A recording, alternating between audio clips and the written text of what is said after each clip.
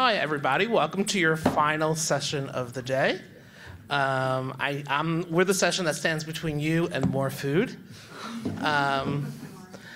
This session is actually being streamed. So why don't we all just turn around and wave to everyone all around the world. Hi, everybody. You see? We're going all around the world. My name is Scott Pesner, and I'm actually, today you'll be meeting with people that we hope you're becoming to SIPA, and you'll be dealing with for the next 2 years. I'm the person that once you leave SIPA, you'll be dealing with for the rest of your life. I am the Director of Alumni Affairs at SIPA, and we have a great alumni network of all over the world, and once you leave SIPA, you will be very occupied with alumni activities and alumni engagement opportunities. And we've assembled a panel today of some of our, a various array of some of our alumni, and so they will be able to answer your questions about their experience here and what to expect actually when you graduate, and they bring a lot of expertise from different areas. So I'm actually not going to talk too much. I'm going to actually ask each of them to introduce themselves, a little bit about what they did at SIPA, and then what they're doing now. And then we'll ask some questions, but this is your opportunity to ask them questions. So I will also open up the floor to Q&A. And Jessica, let's start with you. You're the one closest to me. Here we go. Hello, welcome. My name is Jessica Taylor. I graduated with my MPA from SIPA in 2012. I did the IFEP concentration with a specialization in management, and I currently work for the New York City Department of Small Business Services. There, I manage a grant program. We fund local development corporations throughout the city to do kind of local economic development work. My name is Anuj Shah. I graduated with a Master of International Affairs degree in 2005. I was a concentrator in, at the time it was called International Finance and Business. I think now it's International Financial Policy. I also did a regional concentration in the South Asian region. I currently work at Morgan Stanley in their private wealth management department, and I head up strategy and business management. Hi, good evening. My name is Sham Mustafa. I'm MPA 2006. I came from India, and right now I will be starting a new job. I'll be working for an organization called New York City Energy Efficiency Corporation. So I'm going to be their Director of Operations. Hi, my name is Delaney Simon. I graduated in May, so in 2013. I was an MIA, and I was International Security Policy and International Conflict Resolution. Now I work at the UN for the Afghan ambassador to the UN as his special assistant. So. Hey, everybody. I'm Drew Richardson. I graduated also in 2012, like Jessica and Keely. My concentration was in urban and social policy, although I took as many security classes as I could with that, with a specialization in IMAC. And I currently work for the New York Police Department as an intelligence research specialist. Could you say what IMAC stands for? I'm sorry? What does IMAC stand for? Oh, it stands for International Media and Communication. International Media Advocacy and Communication. Yes. Yes, that's right. I was just testing. Well, thanks a lot. I failed that. Dang it. Hi, I'm Keely Alexander. 2012, I was an EPD concentration and an advanced economic and policy analysis specialization. I currently work for the New York City Department of Education as the Chief of Staff for their Office of Talent Research and Data. We mainly focus on the new teacher evaluation system. So I'm going to ask each of you, going back in time, some of you longer, some of you shorter, why did you choose SIPA? Anyone could chime in. I'll start, yeah. So I used to practice criminal defense in India. I really got tired of defending criminals every day. Wanted to do something more meaningful in life, so I chose to come to SIPA. So a few reasons. I mean, the reasons why I chose SIPA was I was very interested in politics and eventual career in politics in India. So I wanted to, the training, the rigor of the academics at SIPA was something that I was an MPA, so I was very interested in. The policy side of things. And so I came here, and the reasons, I mean, I was just there about 8 years ago. And so, no, actually 10 years ago.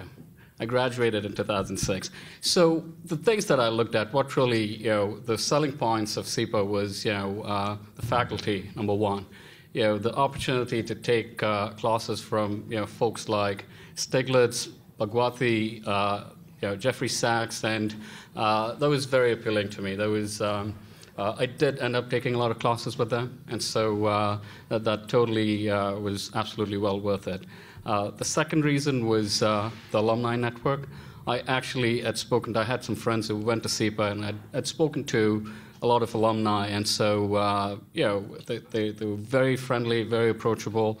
And Anuj and I are actually on SIPA's alumni council as well. So that made a difference to me. And New York City, I think just going to school here was unbelievable. The cultural experience. I came from India, especially, and so it's very, very attractive to me. And in line with the thinking at SIPA, it's a very you get the global perspective. You really get the global immersion here, and those were my top 3 reasons. I can actually list a lot of other things, but I'll give an opportunity for others to weigh in as well. So I'll just add a couple things to that. I mean, the same reasons that Shyam picked SIPA are also the same reasons, or the reasons that I had on my list as well. Just to add to that, I think there was, for me, part of it was I wanted to stay in New York, so I lived in New York before SIPA, and I wanted to stay here, so that was definitely a factor. I enrolled in January, so that was convenient for me, just work-wise. Beyond that, what I wanted to do when I started SIPA was political risk analysis. So when I really just looked at the course catalog, I really wish that I could take every single course that was listed, but that was probably the factor that sold me on it. I just looked at the classes and I said I could see myself and be interested in every single one of these classes. I wish I had more time. 2 years goes really quick. But that plays into the professors, that plays into the reputation of the school. But really it was the coursework. When I looked at the course catalog, I thought it were fantastic, and I thought it would help me sort of propel myself from SIPA into the career that I wanted to pursue at the time, and now it changed.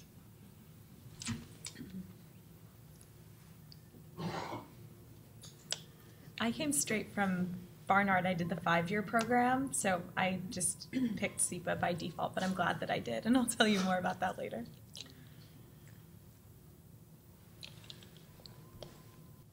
So anyway, a couple of you actually, a couple of you mentioned the classes you took. I mean, as draws. Was there a particular class in particular that you would recommend, or was a highlight of your time at SIPA? One of the faculty members? Can I answer this one? So I took so many classes at SIPA that have been so helpful for getting a job and in my career now, and in terms of the professors helping me get jobs here. I think one of the values of SIPA is that it's in New York City. So if you want to work at the UN, or if you want to work at one of the organizations that's in New York City, all of your professors here are so well connected. When I was here, I took a class with Professor Scott Smith, who worked at the UN on Afghanistan issues for years. And that's part of the reason why I'm working for the Afghan ambassador, from the classes that I took with him and through just the advice that he had given me over the years. Also, when I was here, I worked for Jean-Marie Guénaud, who is the director for the Center for International Conflict Resolution here, and he used to be the Undersecretary General for Peacekeeping Operations at the UN. And his class was, I think, on peacekeeping operations in failed states was really fascinating, and also he's been tremendously helpful to me over the course of throughout SIPA and over the course of my career. And those are just a couple of the professors who are directly related to my field. I mean, on a probably monthly basis, I run into SIPA professors at the UN, like giving talks or at meetings, and it's just a fantastic network. I was at a dinner last night, and a SIPA professor was sitting at the dinner. It was a small dinner, so it's a tremendous network, like both on an intellectual level and in terms of your professional career. Yeah, at risk of sounding like a broken record to everything that was just said, I can think of 2 more examples the same way. One that directly affected, I guess, my long-term network, and one that affected my job. So the head of the IMAC program is a professor called Anya Schifrin. I took her class my very first semester here. It was an excellent class. It really helped me tremendously in my writing style, even though I'm not doing anything that's media or journalistic related specifically. A lot of the work that I do involves kind of spare and to the point writing, and I think that was very helpful. But beyond that, she's somebody specifically, and I know that many others can speak to other professors who are like this as well, who's literally welcomed me into her home. She lives on the Upper West Side multiple times for multiple happy hours, gatherings, not just for the IMAC specializations, and specifically for that, but really anybody who's interested in the kind of, she's somebody who heads a lot of talks and things like that throughout campus. So somebody that I feel like I will know for years and years to come, and will allow her to be in my network, even if my job is not specifically media related. I'll still keep her as a close contact. And the second example is I took a class called Modern Urban Terrorism with an adjunct professor named Mitch Silver, who Sorry, I figured out the screen. Who's more of a practitioner. Professor Schifrin is also a practitioner, but she's somebody who's a full-time faculty member here. He's an adjunct. He was the director of where I work now at the NYPD Intelligence Analysis Unit at the time that I took the class. He's moved on to the private sector now, but he's somebody who, I'm not going to say that was the exact reason why I took that job, but he's somebody who kind of mentored me through that class and basically came up to me afterwards and said, this is something that you excelled in. Please, take an opportunity, go on this interview. You might not know what you want to do. It's not something that I had thought about doing necessarily before, but he's somebody who gave me that opportunity, and then I took it after I ended up graduating. Mine is not necessarily a specific course, but one of the options under the economic development practice selection is to do a capstone, or so mine ended up being working for Teach for India and doing some research around their selection model. And we were a team of 4. 2 of us went in early January to India. I had never been before. I mean, that in itself is an amazing experience. But then the culmination of the other 2 went later on in the year and did a bit different research. The culmination of that course ended up being a research product that the company actually used. All of our data analysis, all of our writing was actually something that we could say, we published and it was useful. It wasn't just like another research project that you can stick under your bed after graduate school. It was incredibly helpful to them and to develop my school skills. Additionally, one thing about SIPA that I think a lot of my friends took advantage of, and I definitely did, was the flexibility in course selection among Columbia schools. So you can do law school classes, you can do business school classes, and I ended up taking 2 courses at Teachers College. So the reason I did Teach for India as my capstone was because I was interested in international education. I now work for the Department of Education, so I found out through my capstone project and through other courses that I really had my heartstrings pulled in New York, and I wanted to stay here and work on our education system. So then I had the opportunity to kind of mix things up and go across the street to Teachers College. Took this amazing policy class in K through 12 policy, and one of the people I work with now came into my course, gave a little presentation, boom bang, sent my resume in, and that's how I got my job. So it's really nice, the flexibility afforded to us as students here at SIPA. So yeah, those were my 2 favorite courses. That's cool. I had a bunch of courses, but one of my best courses was I took a course taught by Professor Jeffrey Ash called Microfinance in the Developing World. It was an awesome course. It's very intense, where the course itself, so I did that in my second term. So Jeffrey Ash was the person who started the first microfinance institution in the U.S. So he was globally well respected, and he connected me with some people in Bangladesh. And so I actually did my internship with Mohammed Yunus at Grameen Bank in 2005. This was before he won the Nobel, so he wasn't a celebrity. Not much of a celebrity then. And so, this is absolutely a new area of learning for me. I had no background whatsoever, and so I was able to build a network. I spent my summer in Bangladesh, and it was phenomenal. It was really eye-opening. So when I came back, I decided I wanted to do something in social finance, and so eventually ended up working for an organization called True Fund, which basically finances small and medium-sized enterprises in the U.S. So I was in that job for about 8 years, and just left it a few weeks ago. So it did eventually, turn out to be. I came in, all I wanted to do when I came to SIPA was not practice criminal defense in India. So it kind of like really opened up a new avenue for me. And what's really interesting is since I've been out for 8 years since I was at SIPA, my capstone project was with the New York City Economic Development Corporation. And we created, we worked with a group of people. We created they had a very complex process.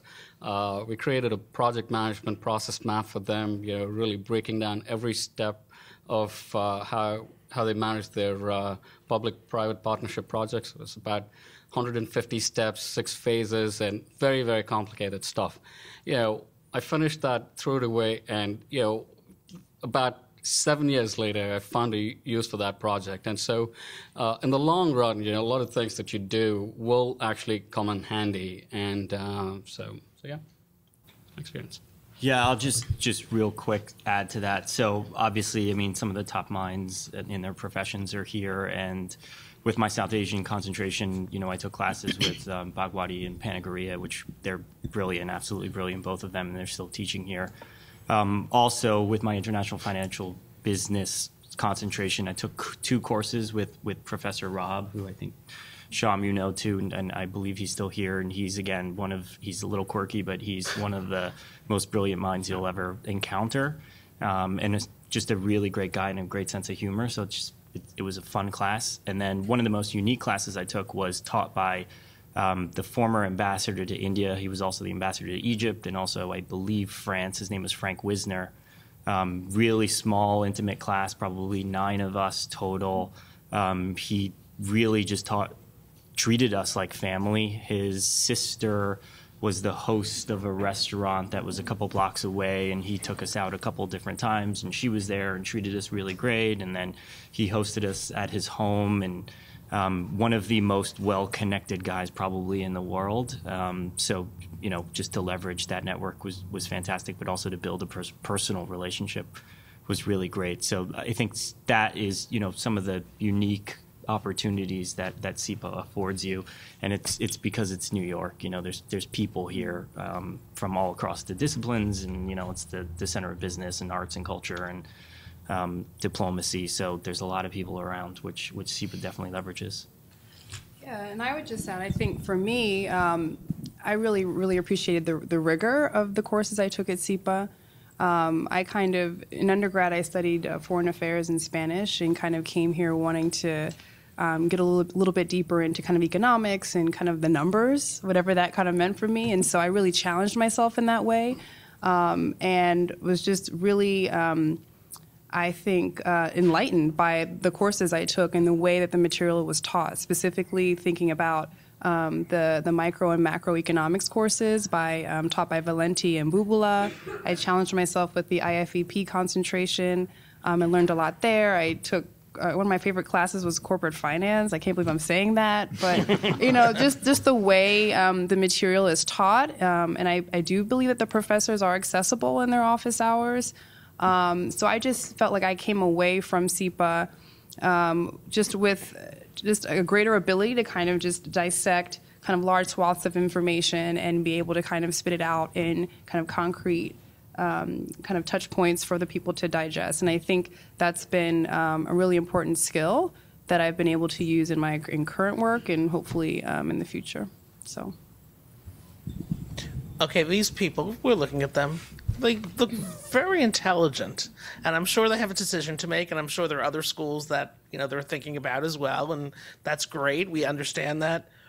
And what should they be looking for specifically in an international affairs public policy program that you think would be helpful based on your experience now that you're done with SIPA and you're in your careers, or starting off on your careers? I'll start. For me, I think coming into SIPA, one of the most eye-opening things was the diversity of backgrounds, and I'm sure over the course of today, you guys have met a lot of people, and everyone's doing very interesting things. And I remember the first day of Admitted Students Day, and I felt somewhat inadequate because people were doing fantastic things around the world, and all I did was sort of work at a bank here in New York. But that being said, all of us sort of move on to different things, and we have very varied careers, even representative here on the panel today. So I think for you guys, it's really looking ahead 2 years from now.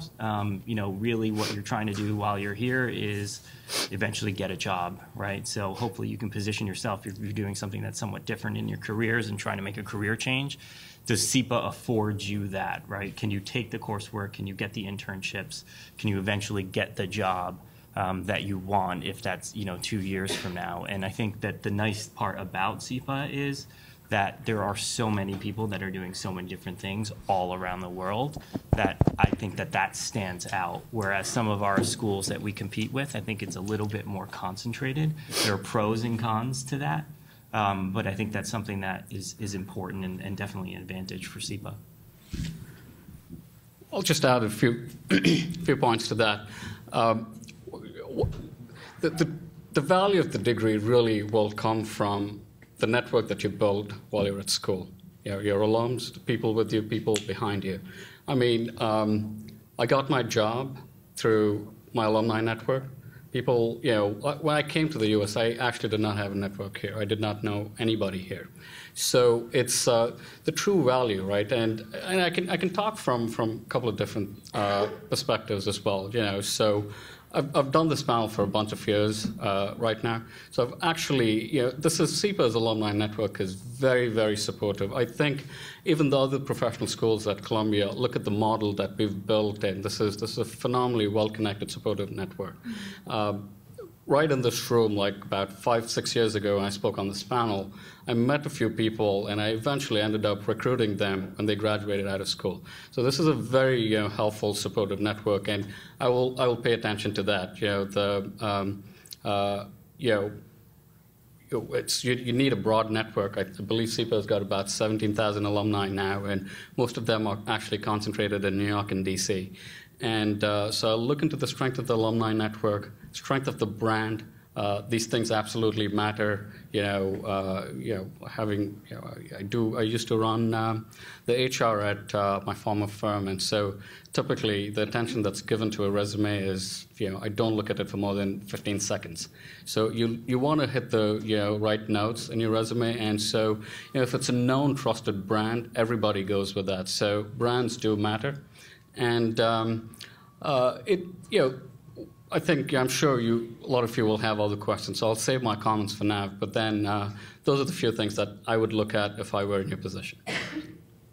I would just also add, I think, what you'd probably want to get out of a school or a policy, international relations type of school like SIPA would be that practical experience, especially in a place like New York, where you just have that access to those types of opportunities.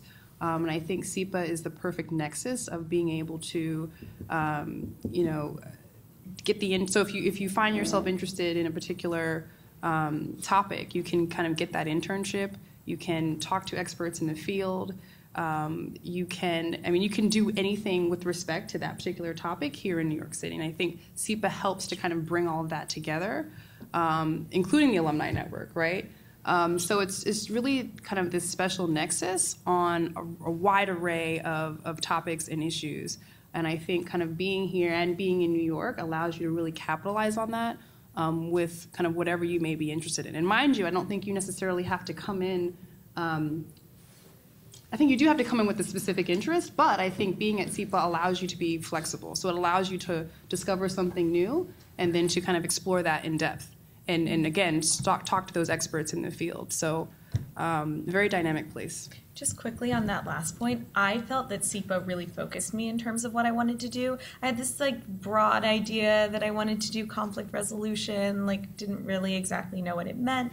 But coming to SIPA and taking classes with professors who were practitioners in the field and being able to talk to visiting scholars or visiting practitioners who came in, it helped me be aware of exactly what the field looked like and where I could look for jobs. And also it helped refine my personal interest in terms of what I wanted to do and what I wanted to look for. I would say I'd had the exact same experience. I also would add 2 points. The first being, is your school going to set you up for success? Schools have, an outline of the courses you have to take, and some of us roll our eyes at a management course. Well, I've already done management. Actually, that one course that I took has helped me tremendously in my job now in writing really crisp, concise policy memos that get to decision making. My stats course has helped me use data responsibly. Like all of these courses that I couldn't necessarily like pinpoint how I would be using them in the future have all come in handy. There was not one useless course that I could throw away that I took at SIPA. They were all incredibly valuable. And SIPA structured my curriculum still with like enough flexibility for me to figure out what I wanted to do, but like really set me up to be able to fill the shoes of the job I wanted to get after I graduated. My second point would be school culture. And this is going to be hard for you all to tap into before you really get to campus, but I would encourage you to reach out to folks at the schools you're looking at, and we're obviously going to be around sharing food and drinks with you afterwards.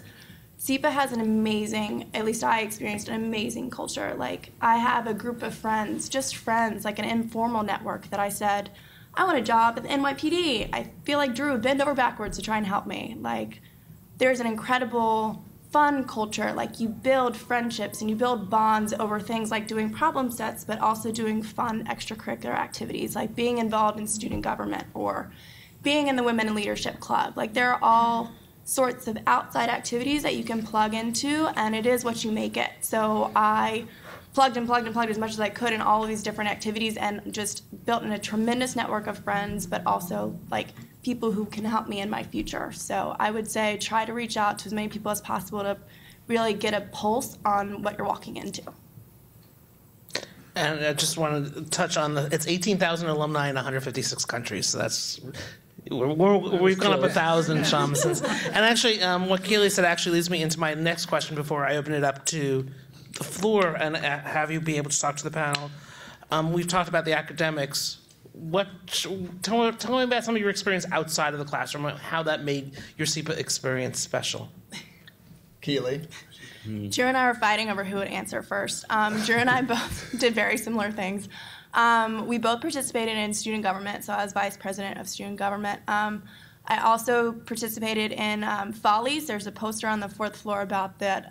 Drew, would you like to explain what Follies is? Yeah, it's it's something that we have here at SIPA that's kind of a song and dance comedy variety show that happens every spring. I believe it will be happening in the next couple of weeks here, and so if you look around, you might see a few posters about it. And if you do some YouTubing, who knows, you might find some videos that people have done in the past. God, I hope that ones that don't still involve me. So it's one of those things where what I did with Keely as well as student government, I was actually one of our events planners as well. So we talked a lot about, it's incredibly important, everybody's touched on network.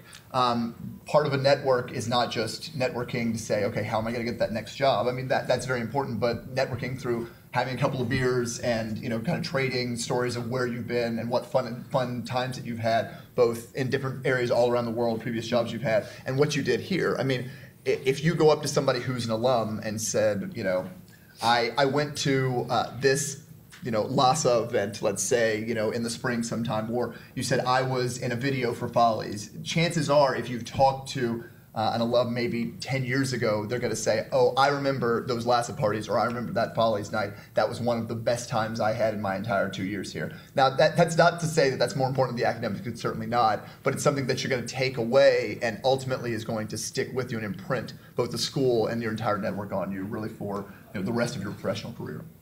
Yeah. And to clarify, LASA is Latin American Student Association. Thank you. There you go. We're in acronym hell right now, I'm sorry. Well, it's the scarce resource while you're at SIPA is actually your time. There's just so much happening every single day. There are 5 different talks on everything that a person could be possibly interested in, and the social life was very active. I believe I was at that LASA party, I was at that Follies, and I believe we used to have these happy hours every Thursday, and Drew's absolutely right. Networks are really built. You have to build networks when you don't need a favor from people, and so that's the best way to engage and build a network. And so one of my regrets was, I wish I could do this again. I wasn't, I missed out on a lot of these Thursday night happy hours. I wish I could go back and do that, but it's very, very active. Whatever your interests are, there's something absolutely happening. We had some amazing speakers. We had, Columbia also does the World Leaders Forum every year, and so there's too much to do. You just have to manage your time, and it's a pretty robust place. Yeah. SIPA also sets you up to make good friends, even if it's not the happy hours, because you have to do all these group projects, which some people like, some people don't. But for me, my capstone was a group project. I'm still really close with the people who we went to Democratic Republic of Congo for my capstone. And then as another SIPA internship thing, I went to Colombia and I made some really close friends there. And those are people who I spend time with on the weekends who are in New York or who I travel and go visit. So there are just so many interesting people here from all over the world who share your interests, who share your intellectual interests and are just like a similar type of person to you. And they're a lot of fun. If I could interject one quick thing again. Talking about like group projects, the person who I met the first day I was here, who ended up being one of my econ group members, we had to do econ problem sets for macroeconomics. She actually met her current fiance later on, a few months later at SIPA, and I'm going to their respective wedding in like 3 months. So she's ended up being one of my best friends, and it's somebody who I literally said, hey, do you want to do this macroeconomic problem set for the rest of the semester? And she said yes, and that's how that formed. You'd never know who that person is going to be. By the way, we're trying to track in alumni affairs how many people met their future spouse in stats class. That topic comes up a lot in alumni activities. And you're looking at me going, oh yeah. You're like, yeah. Well, I guess to just add to the comment about, or the question about extracurricular activities, I actually found my sweet spot working to kind of revive the SIPA Students of Color organization, and was able to kind of find a community there. And this allowed me to also work very closely with the school administration, which taught me a lot in terms of how universities and programs are run. So I think there's a lot. There's definitely a lot to tap into. And I think just as much as you can gain skills through the coursework, I think I also gained tremendous amount of skills through these extracurricular activities and organizations. So. Okay. As I said, I'm done asking questions. Now's the time. Just raise your hand and I'll call on you. And we have the first question over there. Hey, thanks for your remarks. We've heard an abundance of amazing things about SIPA and Columbia today. Is there anything that you would caution us about or that you would point out as a relative weakness, compared to other schools? And that's not to sort of downplay how awesome the school is, but just to help us mitigate pitfalls or to see how we can compensate for those respective weaknesses that outside of school. I'm happy to start on that. So going back to some of my remarks earlier, the diversity of the students is definitely one of SIPA's most positive strengths. It also presents challenges from a recruiting perspective. So there are people that want to go work for development organizations. There are people that want to go work Wall Street banks. There are people that want to go work at the UN. And the Office of Career Services can only do so much, right? So I think when you look at the recruiting, it pretty much covers the majority, right, in terms of what people are looking for. If you have a very niche sort of idea of what you want to do post-SIPA, there's probably some homework that you have to do on your own in terms of finding that particular opportunity. You will get all the support that you need from the community here and from professors and from the OCS, but just manage your expectations that way. That being said, the SIPA brand, the Columbia name, all of that helps. So I think that you'll find that you'll have success, but you're not going to go look on the recruiting board and see that this little small entity that you've had your eye on that has 20 employees and is situated in Botswana is coming to SIPA to recruit, right? It's just not going to happen. So the onus is really on you to look for that opportunity and find that opportunity, build a network, build the connections. A couple of things. How many of you took the elevator to the 15th floor to attend the panel? How many of you walked? Right. Yeah. No, I think infrastructure is a challenge, right? Where just to be absolutely candid, things have improved a lot since I was here, though. So I think there's the more workplaces. So it's definitely a challenge, and that's one thing. The school has done a lot, and I know that there's more in the works, to have more social spaces for students. But the other challenge also with SIPA, right? It's diversity is its core strength. It's also a challenge where it is actually really hard to maintain perspective, right? So it's a good thing where I generally, the advice that I give people, SIPA students, when I meet them is, you really have to figure out what you want to do as soon as possible. They'll actually help you to, strategize your time at SIPA, taking the right courses, making the right connections, getting the right internship. So I feel that, because there's just so much diversity, right? If you actually take the business school, two main sectors, finance and consulting, we're very diverse, and so that's a challenge to really, maintain perspective and really, you get, influenced by what a lot of your classmates are interested in. So those are two of the things that I would say. One thing I'll say is the first year especially is fairly structured in a lot of ways. Some people might actually like that very much, but that there are core curriculum classes that you have to take. I think that's true in obviously in almost any undergrad, but and in most grad programs as well. But here you're going to have to expect to take the stats class, 2 economics classes, a management class. You're going to have to take those classes even if you're not necessarily interested in all those things. I know some other panel members have said that was a great thing, and I'm not disagreeing with that. I know personally, I enjoyed the classes overall my second year because I got a little bit more choice in my ability to take them. I think that's probably true with any of you. You all have very different things that you're interested in. And the great thing about this school is it's so large that it gives you so many different directions to go, is that you get the opportunity to do that. There are some other grad programs that might let you dive right in. You can probably expect a little bit more of doing sort of the same things as a lot of your classmates in those first couple of semesters before you really get into sort of the meat of what your own program is. So for me, that was a little bit of a drawback. For some people, it can be a benefit. It can snow here. It gets kind of cold.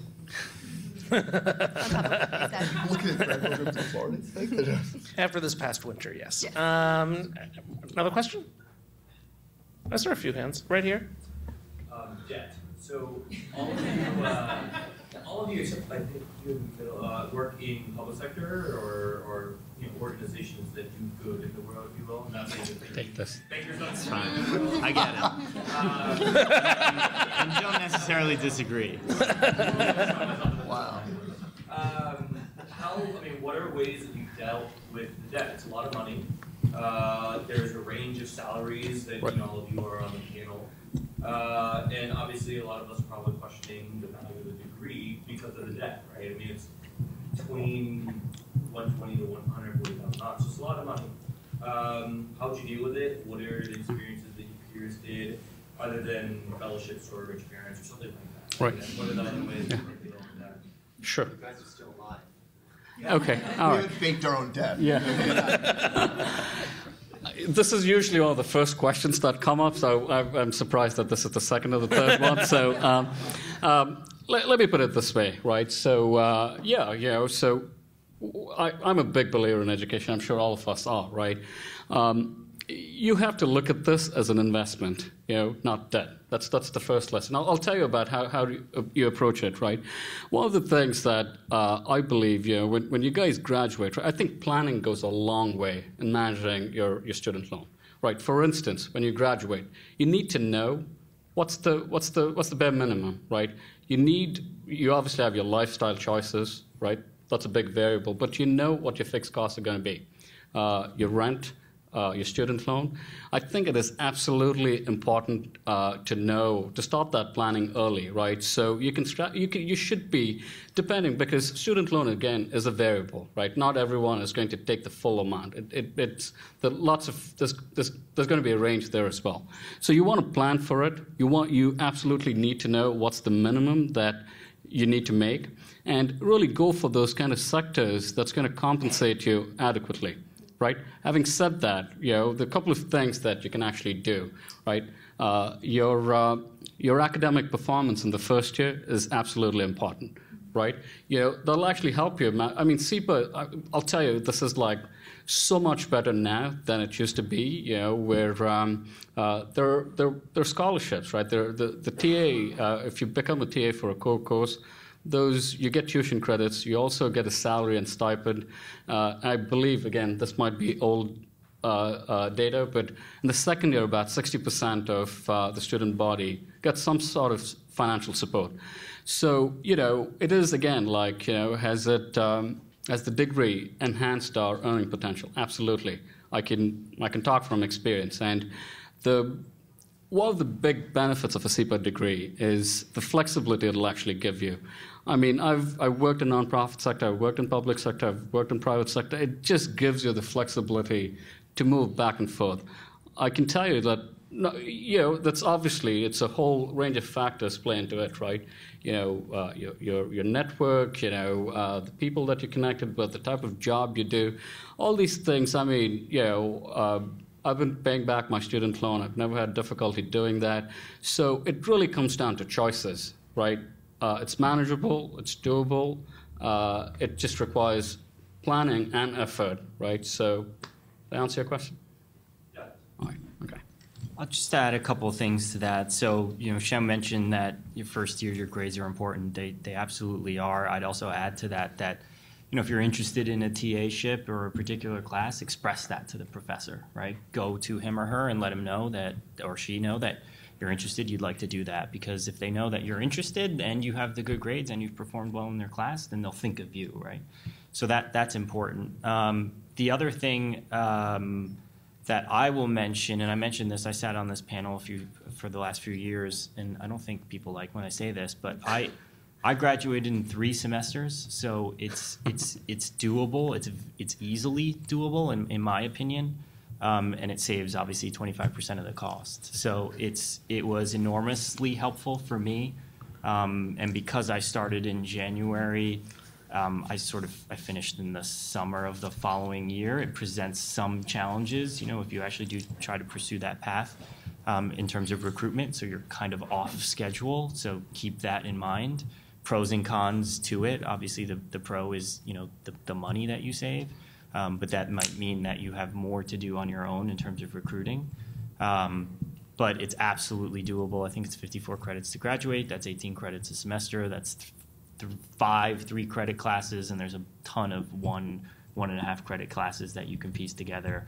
They're a piece of cake. Some of those in terms of workload. So don't be surprised or dismayed by that. But definitely think about that. But that being said, even with a banker's salary, I still have debt and paying it, and will be for a long time. So, just one more point, right? So well, if you guys are entrepreneurial, right, you can tap into a lot of resources. SIPA has a lot of research centers like the South Asia Initiative. There's a bunch of things. I forget the names, but within the university system, you have to be creative. You have to be more entrepreneurial. Look for opportunities and take them and pursue them. So it is a lot. I'm not going to deny that. But there are ways to manage it, and there are ways to be smart about it. A question right up here. Hi, my name is Jennifer. My question is in regards to kind of finding niches and communities at SIPA. You guys mentioned some of the great memories that you guys have in terms of just involvement. How do you think that getting involved and kind of giving back to the Columbia community has helped you in terms of finding jobs, or just in terms of networking with people in your group, or maybe staff members who help oversee student-run groups, things of that nature? I'm just going to repeat the question because some people may not have heard it. Several people talked about the communities they were involved in, and how has that helped you in your career, and also internationally if you're dealing with that as well. Well, I think, I don't know, I'm about 2 years out from graduation, and I don't know if the network, at least for me, has yet kind of come full circle in terms of getting me jobs. But I will say that, still being in New York, and there still being kind of a nucleus of us here, that we're constantly talking, we're constantly dialoguing about new opportunities. Oh, I'm doing this, I'm doing that. And I think that kind of is probably kind of what you're alluding to, the fact that you do have people that you can kind of talk to through this journey of trying to figure out what this career is going to look like. And because you have friends, they'll tell you, hey, I heard about this opportunity, or this is what I'm getting into. And so there is that willingness to kind of help each other out in that sense. So I would say from some of the extracurricular activities I did to the group work that I did, you form those connections, and you kind of seek each other out for advice as you kind of move forward in your career. To speak to kind of the blind networking, so someone you weren't necessarily in class with and you don't really know very well, and how does that work? Personally, I was in my second semester of my second year, and I was struggling to decide whether I wanted to move to Texas to work for the Department of Education in Austin or stay here, and there were different variables.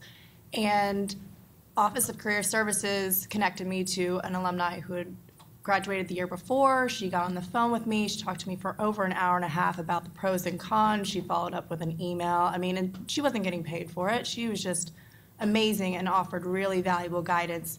Same thing, still having this discussion, reached out to a friend of mine that had been a second year when I was a first year. I'm struggling with this. What do I do? Oh, I have this friend who works for Missouri Department of Education. Here's his email. Reach out. I reach out. His friend, again, gets on the phone with me for over an hour, just so if it's not even the getting the job, it's the guidance to maneuver all of it. And I didn't know these people. One of them didn't even go to SIPA, and it was just my SIPA network helping me out. So incredibly valuable. I've had so many similar experiences like that, and I've only been out of SIPA for a year. I also, because I work around the UN now, I have maybe 5 of my old classmates from SIPA who also do in different departments and agencies, and way more from different years. And we go get lunch or get drinks, and I find it really useful to have people who they'll be like, oh, you were really interested in this. Are you pursuing this? And there's a mindset of SIPA students that I don't think is completely common in the professional world, where there are all these interests and people understand what sort of track you were on at the beginning and what you want to do in the future. And I find it really helpful personally and professionally to have support around me, people who understand exactly what I was doing at SIPA and what I'm doing now.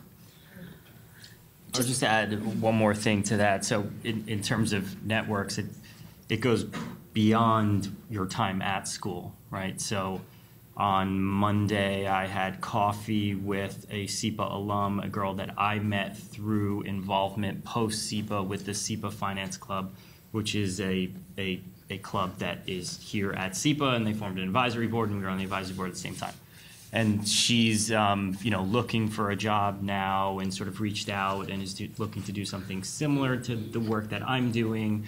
And we had a chat, and now I'm going to connect her with someone else that I know from SIPA that's post-SIPA. So your network continues to grow, and I'll put in a plug, which Scott will like, for the Alumni Council, which we have an Alumni Day coming up this weekend, which is fantastic, and we get a large showing of people from all years that come back. It's a great networking opportunity.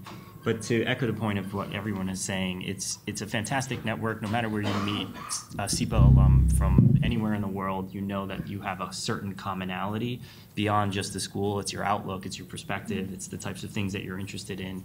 And when someone reaches out, you're willing to help them, or when you reach out, they're willing to help you just because of the SIPA connection. So it's great. It continues, it grows. Your network even gets stronger post graduation. Yeah. So my follow-up question is, obviously this is an international public affairs school. Have any of you guys considered working abroad? Do you guys have any of your former classmates or professors? Have you, how does that work in terms of the SIPA connection that kind of extends just past New York City and the DC area?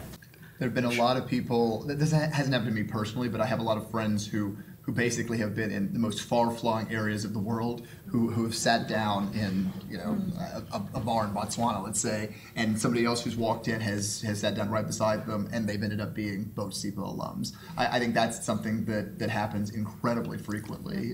So, I mean, I don't know if that's answering your question in so much as that's a direct way that will get them international jobs, but you would be amazed at the number of people, after you develop a sort of a network here, both friends and colleagues, you can go to pretty much any continent, any country, and you're going to find somebody there. If you know nobody, need to get started somewhere, somebody will be there to help you out in that process. And about half of SIPA alums live abroad, so it's not, we have a large concentration in New York and DC, but it's half are international.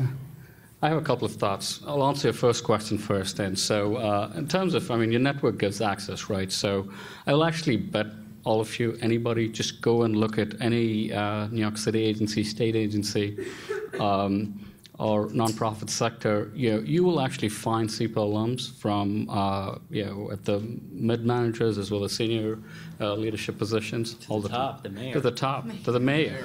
Absolutely. No, I've done basically a lot of business and. With all these people, and clearly, right, the fact that you have this common connection actually does wonders. In my last job, our largest investor was Goldman Sachs, and a point of contact at Goldman Sachs was a SIPA alum. My boss's boss, there's something happening. They got really upset. Nobody could get them to return our calls. I just picked up the phone. We have this connection. We spoke through things. I was able to establish something that completely happened because of that network. She could not ignore my calls. You have a commitment to the network, right? It goes both ways, and so that happens all the time. And like as Scott mentioned, right? You have friends. Like I have friends all over the world now. It is actually super when you visit them. One of my best friends at SIPA, he was a congressman in Mexico 2 years after he graduated from SIPA. So I went to Mexico City. The parliament was closed. He opened up the parliament building to give me a tour of the parliament house. So like everywhere. That's it's not an exaggeration. It's you have people from the most random places that you haven't heard. So. And Mexico's ambassador to the UK is a SIPA alum as well, recently appointed. Next question, right back there. You said before that you can basically go into public sector, private sector, non-profit. Yeah. I was wondering, what about academia? I know it's not the best way to repay debt, probably. But, have you ever considered doing a PhD? Are there any possibilities to go from your current career straight after your degree? A couple of my friends actually have done that. It's obviously going to be a very, very small percentage of people, right? So there were, right after SIPA, 3 of them pursued their PhD. One actually is, he did his PhD in economics from SIPA, and it's not the most common career path, so you probably are going to find fewer alums doing that. But yeah, people have done that. Scott, there's a PhD program in sustainable development. But yes, and we do have a lot of alumni that do pursue careers in academia. We have a lot of faculty around the country that are SIPA alumni, so it's not uncommon. Next question, right back here.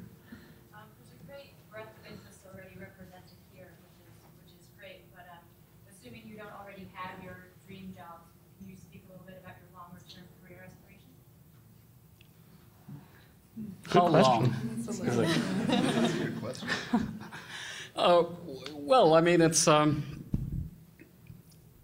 I did end up, the job that I ended up taking right after SIPA was absolutely the best job that I actually wanted. It was basically, I was advising businesses, and this is still had a microfinance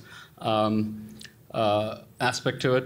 But here's the challenge, right? I'm a mid-level manager now. So what actually happens is your interests evolve, and it keeps evolving. I want to get into entrepreneurship. Yeah, so that's my long-term aspiration. So it doesn't have to be a job. It can be anything. And so that's where I see myself. Sorry, quickly to just add to that. So before I enrolled at SIPA, I worked at Morgan Stanley in private wealth management, and that's where I work now. So in terms of, and there was a sort of pit stop in between at a firm called Lehman Brothers, which didn't work out very well. So to Shyam's point, and to answer your question, I think that for a lot of us, we probably just have to keep in mind that longer term sort of career aspirations are still out there. They're still achievable. I tell myself this every day. And what I'm gaining now in terms of my experience is very different than what I was doing pre-SIPA. It helped me get the job at Lehman Brothers. I wouldn't have gotten the job that I got out of SIPA had it not been for my SIPA education. But the skill sets I'm building, the opportunities that I have will absolutely help me get to the next level, which is away from what I'm doing right now. I hope my boss isn't here. But so yeah, absolutely. There's definitely something, and we do evolve, right, in terms of what we want to do. We build skills that allow us to do different things, and as we sort of continue on our career paths, we feel like we can do more and more, and we get more senior, right? And so we think we can do bigger and better things, and hopefully, it's just a matter of time to start looking and start trying to make those dreams come true. We have time for one more question over there, but they will be here. They will stay through the reception, so they're not going anywhere. So my question is, do you feel like going to SIPA gave you a bump in your career, or did you make a lateral move after leaving, or did you go down a notch? Nobody's going to say down a notch. Even if it's true, we're not going to say it. That's a fair question. So there is no way I would have the job that I have now without SIPA, like on so many levels. Firstly, I came to SIPA from undergrad, and I had like some experience, but no one who I work with is without a master's degree. Like at the UN, you need if you want to deal with the issues that you want to deal with after you go to SIPA, you need a master's degree. Also, I got my job because of classes that I took here and professors who helped me. So yeah, no, I'm thrilled with my SIPA experience. Like it's completely the reason completely the reason for why I'm where I am now. Yeah. Oh, no, go for it. Well, No. precisely the same thing. Like it is the reason I am where I am today. And my job has kind of morphed over the less than 2 years that I've been there. But SIPA taught me, like gave me skills, gave me a toolbox, and also like gave me this very adaptable confidence that I was able to move with my job just as easily as it changed around me. And like I would not be as successful as I am in my job today without SIPA, like hands down. I'll reiterate both of what was just said, especially, you guys all know this because you're here. Everybody here is interested, I would say, either in SIPA or in another master's degree program somewhere. And frankly, you probably also realize that the economy today isn't what it was 5 years ago, 2 years ago, whatever it might be. So I know I personally went back when I was looking at all kinds of grad programs because I thought, I can't get to where I want to go. I have my goals in life educationally with just the bachelor's degree that I have. I need to find a master's degree program that will cater to me and that I'm interested in, but I need to have another kind of educational notch on my belt. And so there's no way I would be, similar to what you said, that nobody in my program takes people who only have a bachelor's degree. They only accept people with master's degree. I'm not saying that that's true for every job that is out there, and certainly a lot of the jobs that you've had and are interested in, but I find that where I want to go, this was a prereq, so to speak. It's actually a fair question, right? People have chosen to take less intense careers, and that's a personal choice. Where it was a question of lifestyle, and so people would come in. I actually knew someone who used to work for Goldman, and she was a VP already coming in, but she didn't want that lifestyle, so she chose something that's less intense. Having said that, personally, I actually came in with that. I didn't know anybody. I came in, FOB from India, right? So it was clearly, a bump. And then the other thing to keep in mind also, right? It's not where you start right away, right? So you can actually get the bump 3 or 4 years down, right? So all you can do is do the right things, put the right foundation. So think of the degree as a foundation, right? You got to have the foundation. The returns might not come right away. You might not land that dream job right away. But what's important is you should be positioning yourself to, find that right job. I can tell you, right, all my friends, like everyone that I know that I'm in touch with, they all ended up doing well, right? Eventually, there's obviously some people got it right away. It took a few years for some people. They weren't starving, but they're doing things that weren't optimal for where they wanted to be, but they ended up where they wanted. I can say this with a clear conscience. So that's what you need to keep in mind. If you're measuring this by salary, there are certain industries that when you have a master's degree, you're just at a different level. So you're at a different pay grade. So in my industry and when I came out of SIPA, I saw that having a master's degree definitely put me a couple notches above where I was when I left. And I don't think that I would have been at that pay grade had I not had a master's degree. So that's definitely, just an indication of what the degree adds. And it gets back to the question of debt, so for a lot of this, because you have a master's degree, if you're comparing apples to apples, you're going to get paid more money when you come out of school. Now, there's no guarantee. It depends a lot on the sort of job that you pursue. But I definitely saw that I was being considered, and I see it now in terms of the hiring that we do for people that have a master's degree. There's a premium that you have to pay for those individuals. Ditto to what everyone has said. I mean, definitely an increase in salary, but also just in terms of the amount of responsibility I was given in my current position is way more than I think I would have gotten otherwise. So I think, not just salary, but because you're doing more, that allows you to build your resume even more, which then allows you to kind of go to the next step, whatever that is. So definitely in terms of actual job responsibility, for sure. So I'd like to thank our panelists. They will stay. They will be here. They will be out there. We will have some of the leaders from the student groups coming in here. That's why the tables are set up around the rim. And there's also a great reception going on outside. So we hope you'll stay a while.